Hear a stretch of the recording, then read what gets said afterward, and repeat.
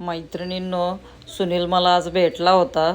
मोगराला बोल म्हणला, माझं नाव घेऊ घेऊ रस प्यायला ये माय, रस प्यायला ये माय, सारखे करू नको ग. माझ्या बायकोला कळले मी आलो असतो, पण बायकोने मला बदाड बदाड बदडलं ग. या पावसात मी मार खाऊन घरात बसलोय. मोगरा ताई, सुनीलला बोलू नको, वाटलंच तर अनिलला बोलो. अनिलला जरा जास्त वेळ आहे.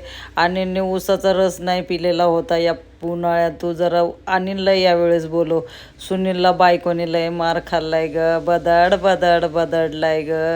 त्याच्यावर उपकार कर ग मोगरा ताई. आता तू सुनीलला सोडून अनिलला धर ग. सुनील म्हणला, त्याच्या जखमा बरा झाल्या ना बायकोने हाणून हाणून गेलेल्या, की तो आपला तुला भेटायला येईल. तू नंबर मला दे मोगरा ताई तुझा, मी सुनीलला सांगते तुझा निरोप, आणि हळूच त्याच्या बायकोची नजर चुकवून तुझा नंबर सुनीलला देऊन येते. पण रस प्यायला ये, रस प्यायला ये सुनील असं म्हणू नको.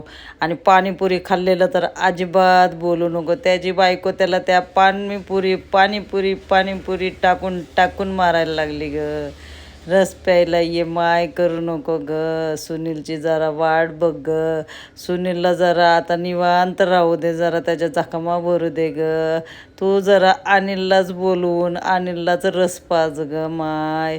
हा मोगरा ताई, आता अनिलचा नंबर मी तुला देऊ का सांग? मग तुला मी अनिलचा नंबर आणून देते वाटलंच तर. पण सुनीलचा काही तू नाद करू नको बाई. सुनीलच्या बायकोने त्याला लय ढुंगणावर आपटू आपटू मारलाय, डोक्यावर आपटू आपटू मारलाय. तू आता अनिलचा नंबर तुला आणून देते, आणि तू त्या अनिलला फोन कर ग. आणि अनिलला ऊसाचा रस पाज.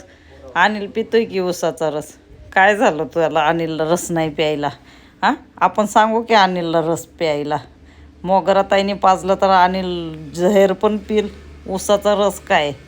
मग मोगरा ताई ये जेवायला, ये आमच्या घरी. बघ, अंड्याचं कालवण, भाकरी, बनाना सगळं ठेवलंय. ये ये तू आता अंडा खायला ये ग माय.